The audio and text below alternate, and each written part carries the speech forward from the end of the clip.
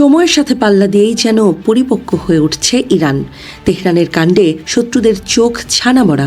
মাটির ওপরে যখন শত্রুর শকুনের চোখ, মাটির গভীরে তখন মিসাইল বিপ্লব ঘটাচ্ছে আয়াতুল্লাহ আলী খামেনির দেশ।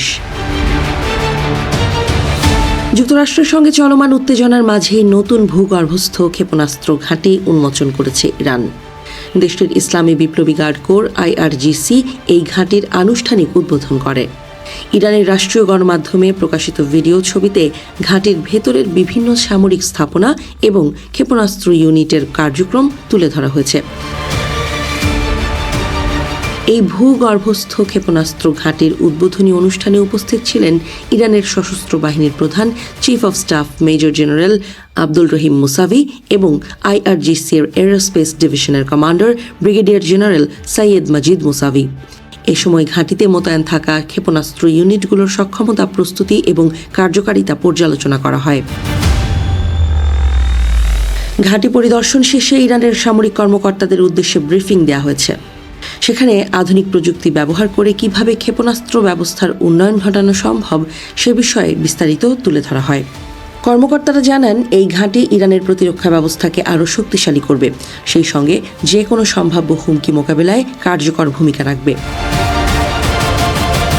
ইরানের সশস্ত্র বাহিনীর প্রধান আব্দুল রহিম মুসাভি এই সময় বলেন, প্রযুক্তিগত উন্নয়নের মাধ্যমে ইরান তার ব্যালিস্টিক ক্ষেপণাস্ত্র সক্ষমতা উল্লেখযোগ্যভাবে বৃদ্ধি করেছে। এই সক্ষমতা দেশের প্রতিরোধ শক্তিকে আরও মজবুত করেছে। শত্রুপক্ষের যে কোনো পদক্ষেপের জবাব দিতে ইরান সম্পূর্ণ প্রস্তুত। মুসাভি আরও জানান, গত বছরের জুনে ইসরায়েলের সঙ্গে 12 দিনের সংঘাতের পর ইরান সামরিক মতবাদে গুরুত্বপূর্ণ পরিবর্তন এনেছে। প্রতিরক্ষামূলক অবস্থান থেকে সরে এসে এখন আক্রমণাত্মক কৌশলের দিকে এগোচ্ছে দেশটি।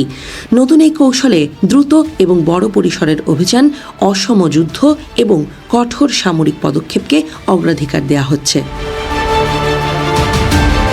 এদিকে ইরানের সেনাবাহিনীর মুখপাত্র আমির আকরামিনিয়াও যুক্তরাষ্ট্রের উদ্দেশ্যে কঠোর বার্তা দিয়েছেন। তিনি বলেছেন, মধ্যপ্রাচ্যে অবস্থিত মার্কিন সামরিক ঘাঁটিগুলো ইরানের নাগালের মধ্যেই রয়েছে। তার দাবি, এসব ঘাঁটি ইরানের মিসাইলের নাগালেই রয়েছে। এটাই যুক্তরাষ্ট্রের জন্য একটি বড় দুর্বলতা তৈরি করেছে। আকরামিনিয়া আরও বলেন, ইরান শুধু আত্মরক্ষার প্রস্তুতিই নয়, বরং যে কোনো পরিস্থিতির জন্য সম্পূর্ণ প্রস্তুত রয়েছে। তিনি মার্কিন প্রেসিডেন্ট ডোনাল্ড ট্রাম্পকে উদ্দেশ্য করে বলেন, যুক্তরাষ্ট্রকে এখন আপোষ অথবা যুদ্ধের মধ্যে একটি বেছে নিতে হবে।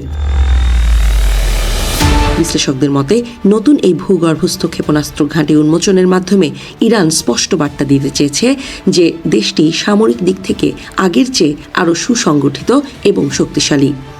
একই সঙ্গে এটি যুক্তরাষ্ট্র ও তার মিত্রদের প্রতি একটি কৌশলগত সতর্কবার্তা হিসেবেও দেখা হচ্ছে।